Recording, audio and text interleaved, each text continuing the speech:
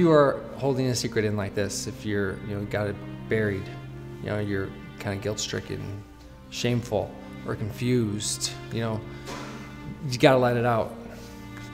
You gotta tell somebody. When I look at and work with Terry and the other anonymous deaf survivors with whom I've worked, I think I'm more touched and inspired than perhaps any other identifiable survivor community with which I've worked, because they are now so strong. And that doesn't mean they all are, but any one of them is able now to break the bonds that were imposed on them. My mother, pleaded with Father Murphy, to take care of me. And, I looked at Father Murphy, he's so charming. All the kids, clamored to him. Everybody liked Father Murphy. He was really popular, a very popular priest.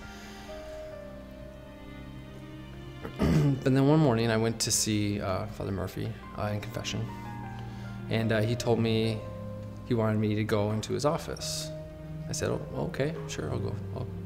So, and then he asked me, please pull down your pants. And when he said that, I was shocked. I didn't know what he was saying, really. Here he is a priest, I have to obey him. And he proceeded to, touch me and abuse me, and all that I kept, wrapped up. I didn't say a word to anyone, for years and years. And I felt just shameful, I felt guilty, I felt as if it was my fault for years.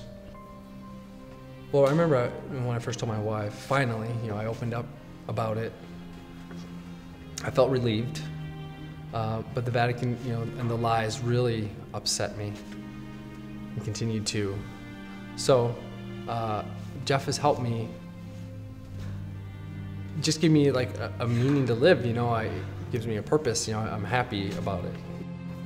Well, he's an expert, he can help people. He can help people who've experienced sexual abuse, and that's what he does. He helps victims. And so I knew that, and I knew he would be the right person. Speaking with other lawyers, they don't have the expertise in this field, in sexual abuse with victims. He does.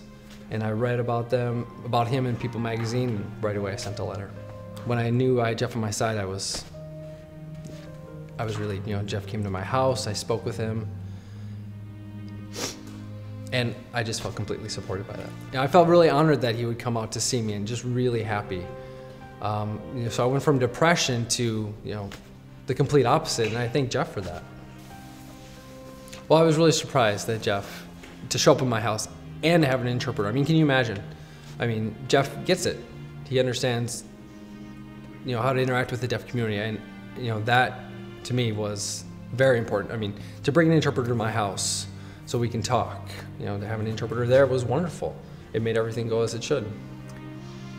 And since that day, I felt confident, I felt stronger. I want to help people, I want to help the deaf community, I want to encourage people to come out, to not keep their secrets anymore. I really want to protect the innocent children. I want to make sure that the children aren't hurt by adults. I told my story because I want to help people who are going through what I was, who were suffering with their secret, who were embarrassed. And if you want to tell your story, and when you tell your story, you will feel so much of it. You'll feel free. Well, when it comes to the deaf community and my connection to them now, that is so vibrant and real, it really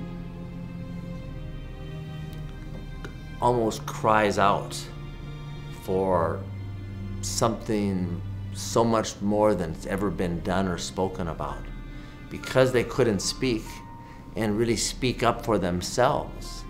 And now, as I see them come together with us, garner their power and recover it, and find their journey of recovery. If you feel like you can't say a word, I understand. I've been there. I've been like that. But holding that in is not worth it. You've been suffering, and you'll continue to suffer by doing that. What I want to do is encourage you to tell your story. Don't keep that in. Tell your story and contact Jeff. After that, when you do that, you will feel such a sense of relief. You'll feel empowered. You'll feel happy. I really want to encourage you to speak with Jeff. Please.